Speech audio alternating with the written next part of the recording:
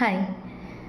ഇന്ന് ഞാൻ വന്നിരിക്കുന്നത് ഏവിയേഷൻ്റെ തന്നെ റിലേറ്റഡ് ടു ഏവിയേഷൻ വീഡിയോസ് തന്നെയായിട്ടാണ്. How to handle irregular operations like delays, cancellations, passenger handling baggage handling etcetera. So irregular ഓപ്പറേഷൻസിൻ്റെ ഒരു ഷോർട്ട് ഫോമാണ് ഐറോപ്സ്. നമ്മൾ ഏവിയേഷനിൽ യൂസ് ചെയ്യുന്നൊരു കോഡാണ് ഐറോപ്സ്. ഇറഗുലർ ഓപ്പറേഷൻസിൽ വരുന്ന ഡിലേയ്സും ക്യാൻസലേഷനും മോസ്റ്റ്ലി രണ്ട് കാര്യങ്ങൾക്കായിരിക്കും ഉണ്ടാവുക. ലൈക്ക് ഒന്ന് വെതർ ഇഷ്യൂസ് കാരണം ഉണ്ടാവാം, അതുപോലെ തന്നെ ടെക്നിക്കൽ പ്രോബ്ലംസും കൊണ്ടുണ്ടാകാം.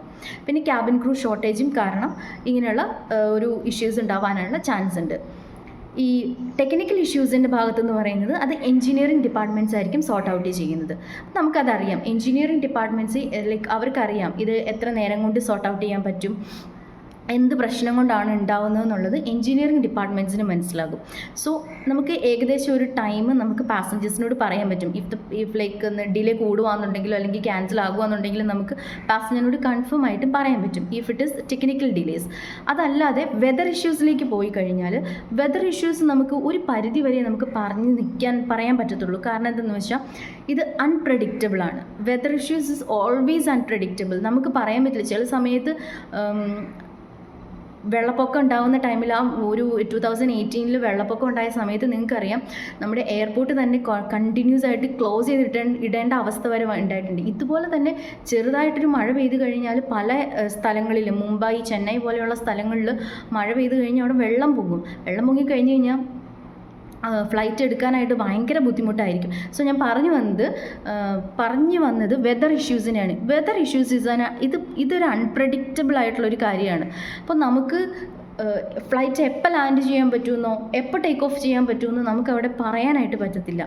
വെതർ ഇഷ്യൂസിൽ വരുന്നൊരു കാര്യമാണ് ഞാൻ നേരത്തെ പറഞ്ഞ വെള്ളപ്പൊക്കം. അതുപോലെ തന്നെ ഫോഗ് ഉണ്ടാകുന്ന ടൈമിൽ ഡൽഹിയിലൊക്കെ ഒരു നവംബർ, ഡിസംബർ ടൈം എന്ന് പറയുന്നത് കംപ്ലീറ്റ്ലി ലൈക്ക് ഫോഗിൻ്റെ ടൈമാണ്. ആ സമയത്ത് നമുക്ക് ഫ്ലൈറ്റ് ക്യാപ്റ്റൻസിന് വിസിബിലിറ്റി കിട്ടിയെങ്കിൽ മാത്രമാണല്ലോ നമുക്ക് ഫ്ലൈറ്റ് ലാൻഡ് ചെയ്യാനോ അല്ലെങ്കിൽ ടേക്ക് ഓഫ് ചെയ്യാനോ പറ്റത്തുള്ളൂ. സോ ക്യാപ്റ്റൻസ് വിസിബിലിറ്റി കിട്ടാതെ നമ്മൾ എങ്ങനെ ഫ്ലൈറ്റ് എടുക്കും? സോ ഈ കാരണങ്ങൾ കൊണ്ടും നമുക്ക് ഫ്ലൈറ്റ് ഡിലേയ്സും ക്യാൻസലേഷനും വരാനുള്ള ചാൻസ് ഉണ്ട്. സോ നമ്മൾ ഈ സമയത്ത് നമ്മൾ പാസഞ്ചേഴ്സിന് കൊടുക്കുന്ന കുറച്ച് ഓപ്ഷൻസ് ഉണ്ട്. ഞാൻ അതാണ് നിങ്ങളോട് എങ്ങനെ നമുക്ക് പാസഞ്ചറിനെ ഹാൻഡിൽ ചെയ്യാം. ഈ സമയങ്ങളിൽ ആക്ച്വലി പാസഞ്ചേഴ്സ് ഭയങ്കരമായിട്ട് ഫ്രസ്ട്രേറ്റഡ് ആയിട്ട് നിൽക്കുന്ന സമയമായിരിക്കും. നമുക്കറിയാം, അവരൊരു ഫ്ലൈറ്റ് സെലക്ട് ചെയ്തിട്ടുണ്ടെങ്കിൽ, ഫ്ലൈറ്റിൽ ട്രാവൽ ചെയ്യാനായിട്ട് ഒരു ട്രാവലിംഗ് ഓപ്ഷനായിട്ട് ഒരു ഫ്ലൈറ്റ് സെലക്ട് ചെയ്തിട്ടുണ്ടെങ്കിൽ അതിൻ്റെ ഒരു കാരണം എന്ന് പറയുന്നത് അവരുടെ ടൈം സേവിങ്ങിന് വേണ്ടിയിട്ടാണ്. അവർക്ക് ടൈം പെട്ടെന്ന് ഒരു സമയത്തിനുള്ളിൽ അവിടെ എത്തുന്നതിന് വേണ്ടിയിട്ടാണ്. സോ ആ സമയത്തായിരിക്കും ഇങ്ങനെയുള്ള കാര്യങ്ങളുണ്ടാവുക. സോ ഓഫ്കോഴ്സ് ആ സമയത്ത് പാസഞ്ചേഴ്സിന് കൂടുതൽ ഫ്രസ്ട്രേറ്റഡ് ആവാനും കൂടുതൽ പ്രശ്നങ്ങൾ ഉണ്ടാവാനുള്ള ചാൻസ് ഉണ്ട്. സോ ആ സമയം നമ്മൾ എങ്ങനെയാണോ പാസഞ്ചറിനെ ഹാൻഡിൽ ചെയ്യണ ഒരു രീതിയുണ്ട്. നമ്മൾ ആ സമയത്ത് ആസ് എ സ്റ്റാഫ് എന്നുള്ള രീതിയിൽ കൂടുതൽ ഇഷ്യൂസ് അവിടെ ഉണ്ടാക്കാനായിട്ട് പാടില്ല. അവരുടെ ഒരു മാനസികാവസ്ഥ മനസ്സിലാക്കിയിട്ട് വേണം ഓപ്പോസിറ്റ് നിൽക്കുന്ന സ്റ്റാഫും പെരുമാറാനായിട്ട്.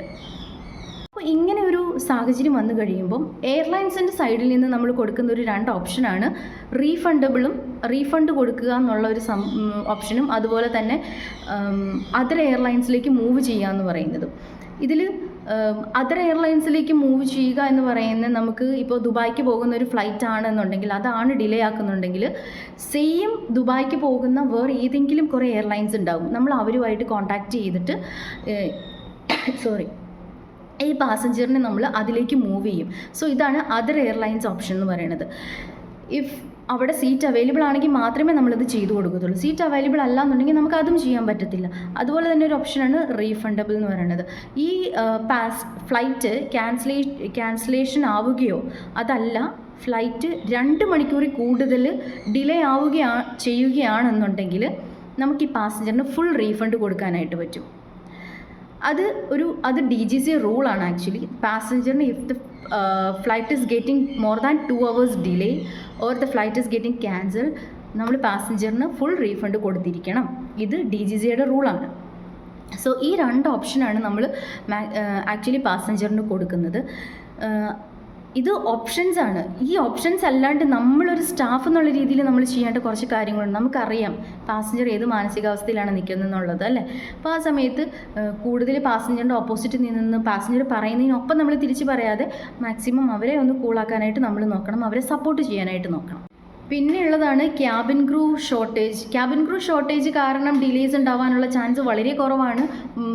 ലൈക്ക് ഒരു 100 ഡിലേസ് ഉണ്ടായിക്കഴിഞ്ഞാൽ അതിൽ ചിലപ്പോൾ ഒരു 10-15 ഡിലേസ് ആയിരിക്കും ക്യാബിൻ ക്രൂ ഷോർട്ടേജ് കാരണം ഉണ്ടാവുക. കാരണം ഏതെങ്കിലും കാരണവശാൽ ക്യാബിൻ ക്രൂവിന് ഫ്ലൈ ചെയ്യാൻ പറ്റാതെ വന്നു കഴിഞ്ഞാൽ നമുക്കൊരു സ്റ്റാൻഡ് ബൈ ക്രൂ അവിടെ ഉണ്ടാകും. അതുകൊണ്ട് കൂടുതൽ ഡിലേസ് ഇതുമൂലം ഉണ്ടാകാനുള്ള ചാൻസ് ഇല്ല.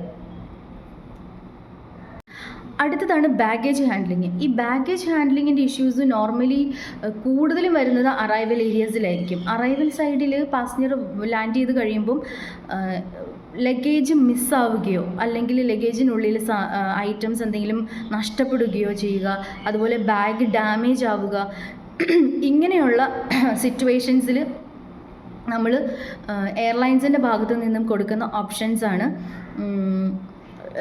ലൈക്ക് നമ്മൾ ഇഫ് ദ ബാഗ് ഇസ്, നമുക്കറിയാം എത്ര ഓപ്ഷൻസ് നമ്മൾ കൊടുത്താലും പാസഞ്ചറുടെ പ്രഷ്യസ് ആയിട്ടുള്ള ഒരു ഐറ്റംസ് ആയിരിക്കാം നഷ്ടപ്പെട്ടു പോയിരിക്കുന്നത്, അല്ലെങ്കിൽ അവർ പൊന്നുപോലെ കൊണ്ടു നടത്തിയിരിക്കുന്ന ഒരു ലഗേജ് ആയിരിക്കാം ഡാമേജ് ആയിട്ടിരിക്കുന്നത്.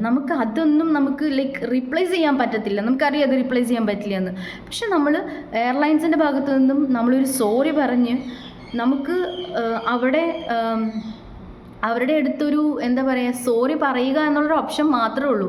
അതുകൂടാതെ നമ്മൾ ചെയ്തു കൊടുക്കുന്നതാണ് നമ്മൾ ലഗേജ് റീപ്ലേസ് ചെയ്ത് കൊടുക്കും. അതായത് ബാഗ് ഡാമേജ് ആവുകയോ അല്ലെങ്കിൽ നഷ്ടപ്പെടുകയോ ചെയ്തിട്ടുണ്ടെങ്കിൽ നമ്മൾ ലഗേജ് റീപ്ലേസ് ചെയ്ത് കൊടുക്കും. അതുപോലെ തന്നെ നമ്മൾ എമൗണ്ട് ക്ലെയിം ചെയ്യും. ഇപ്പോൾ പ്രഷ്യസ് ആയിട്ടുള്ള എന്തെങ്കിലും ഗോൾഡ് ഓർണമെൻറ്റ്സ് ഇങ്ങനെയുള്ള എന്തെങ്കിലും ഐറ്റംസ് മിസ്സായിട്ടുണ്ടെങ്കിൽ അത് നമ്മൾ മാക്സിമം CCTV ക്യാമറ വഴി ക്രോസ് ചെക്ക് ചെയ്തിട്ട് എന്തെങ്കിലും ഇഷ്യൂസ് ഉണ്ടായിട്ടുണ്ടോ, എന്തുകൊണ്ടാണിത് ഉണ്ടാവാനായിട്ടുള്ള കാരണം, അല്ലെങ്കിൽ സ്റ്റാഫിൻ്റെ ഭാഗത്തുനിന്ന് ഉണ്ടായിട്ടുള്ള എന്തെങ്കിലും തെഫ്റ്റോ മിസ്റ്റേക്കോ അങ്ങനത്തെ എന്തെങ്കിലും ആണോ എന്നൊക്കെ നമ്മൾ ക്രോസ് ചെക്ക് ചെയ്തിട്ട് അത് എയർലൈൻസ് ഏത് രീതിയിലാണോ കസ്റ്റമറുമായിട്ട് ചെയ്യേണ്ടതെന്ന് വെച്ചാൽ അവരത് ബന്ധപ്പെടും കസ്റ്റമേഴ്സുമായിട്ട്. അതല്ലാതെ പിന്നെ നമ്മൾ ക്ലെയിം ചെയ്ത് കൊടുക്കുന്നത് ബാഗ് ഡാമേജ് ആയി കഴിഞ്ഞാൽ നമ്മൾ ക്ലെയിം ചെയ്ത് കൊടുക്കും. അതിനൊരു ഫോമുണ്ട്, ഇറഗുലാരിറ്റി ഫോം എന്ന് പറയുന്ന ഒരു ഫോമുണ്ട്. നമ്മൾ ആ ഫോം പാസഞ്ചറുടെ കയ്യിൽ നിന്ന് ഫില്ല് ചെയ്ത് മേടിച്ച് അവരുടെ പാസഞ്ചറുടെ ഡീറ്റെയിൽസ്, ലഗേജിൻ്റെ ഉള്ളിൽ എന്തൊക്കെ സാധനങ്ങൾ ഉണ്ടായിരുന്നു, എന്ത് ടൈപ്പ് ഓഫ് ലഗേജ് ആയിരുന്നു, ലഗേജിൻ്റെ കളർ എന്തായിരുന്നു, type of the luggage, brand of the luggage, ഇത് കാര്യങ്ങളൊക്കെ നമ്മൾ എഴുതി മേടിക്കുക. അതിന് വേണ്ടി നമുക്കൊരു ഫോം തന്നെയുണ്ട് കേട്ടോ. ഈ ഫോം നമ്മൾ ഫില്ല് ചെയ്ത് പാസഞ്ചറിൽ നിന്ന് മേടിച്ച് ഇത് നമ്മൾ കിട്ടിക്കഴിയുമ്പോൾ ഈ പാസഞ്ചർ എവിടെയാണോ ഉള്ളത് ആ പാസഞ്ചറിൻ്റെ നിൽക്കുന്ന സ്ഥലത്തേക്ക് നമ്മളിത് ഡെലിവറി ചെയ്ത് കൊടുക്കും. ഇങ്ങനെയാണ് ഇതിൻ്റെ ഒരു സിനാരിയോ എന്ന് പറയുന്നത്. ഇഫ് ലഗേജ് മിസ്സിങ്ങോ ലോസ്റ്റ് ആവുകയോ ചെയ്ത് കഴിഞ്ഞ് ഇതിൻ്റെ സിനാരിയോ ഇങ്ങനെയാണ് പോകുന്നത്. ഈ സമയത്തും സെയിം നമ്മൾ ഡിലേയുടെ ടൈമിലും ക്യാൻസലേഷൻ്റെ ടൈമിലും നമ്മൾ എങ്ങനെയാണോ പാസഞ്ചറിൻ്റെ അടുത്ത് ബിഹേവ് ചെയ്ത് ആ സെയിം ഇത് തന്നെയാണ് നമ്മൾ ഇവിടെ നിൽക്കേണ്ടത്. ഒരു സ്റ്റാഫ് എന്നുള്ള രീതിയിൽ നമ്മൾ പാസഞ്ചറിനെ ഹാൻഡിൽ ചെയ്യേണ്ടത് വളരെ ഒരു നല്ല രീതിയിൽ വേണം ഹാൻഡിൽ ചെയ്ത് കൊണ്ടുപോകാൻ. ഞാൻ വർക്ക് ചെയ്തുകൊണ്ടിരുന്ന ടൈമിൽ ഇതുപോലെയുള്ള ഒത്തിരിയേറെ കാര്യങ്ങൾ എക്സ്പീരിയൻസ് ചെയ്തേണ്ട ഒരവസ്ഥ ഉണ്ടായിട്ടുണ്ട്. ഇത് എക്സ്പീരിയൻസ് ചെയ്യുക എന്ന് പറയുന്നത് ഭയങ്കര ലൈക്ക് നിങ്ങളൊന്ന് ആലോചിച്ച് നോക്കണം. ഒരു ഫ്ലൈറ്റിൽ ട്രാവൽ ചെയ്യുന്നത് 180 പാസഞ്ചേഴ്സാണ്. ഈ 180 പാസഞ്ചേഴ്സിൽ ഒരു ഡിലേയോ ഒരു ക്യാൻസലേഷനോ ഉണ്ടായി കഴിയുമ്പം ഈ 180 പാസഞ്ചേഴ്സും അവിടെ നിൽക്കുന്ന സ്റ്റാഫിനെ വട്ടം ഇട്ടിട്ട് വഴക്ക് പറഞ്ഞുകൊണ്ടിരിക്കുകയാണ്. നമ്മൾ ആ സെയിം സിറ്റുവേഷനിൽ കൂടെ വന്നിട്ടുള്ള ഒരാളാണ്. ഈ 180 പേരും ഈ ഒരു സ്റ്റാഫിനെ അറ്റാക്ക് ചെയ്തുകൊണ്ടിരിക്കുകയാണ്. ചില സമയങ്ങളിൽ സ്റ്റാഫിൻ്റെ കയ്യിൽ നിന്ന് മിസ്റ്റേക്ക് ഉണ്ടാകാം, ഇല്ലയെന്ന് പറയത്തില്ല. പക്ഷേ ഇത് കവറപ്പ് ചെയ്യുന്ന സ്റ്റാഫുകളുണ്ട്. സത്യം പറഞ്ഞ് ഇങ്ങനെ കവറപ്പ് ചെയ്യുന്ന സ്റ്റാഫുകൾക്ക് നമ്മൾ കൊടുക്കേണ്ട ഒരു അംഗീകാരമുണ്ട്, ഒരു അപ്രിസിയേഷൻ കൊടുക്കേണ്ടത് ശരിക്കും പറഞ്ഞാൽ എയർലൈൻസിൻ്റെ ഭാഗത്തുനിന്ന് നമ്മൾ ചെയ്യേണ്ടതാണ് കേട്ടോ. ഞങ്ങൾക്കത് കിട്ടിയിട്ടുമുണ്ട്. ഞാൻ വർക്ക് ചെയ്തിട്ടുള്ള സ്പൈസ് ജെറ്റിലാണെങ്കിലും ഇൻഡിഗോയാണെങ്കിലും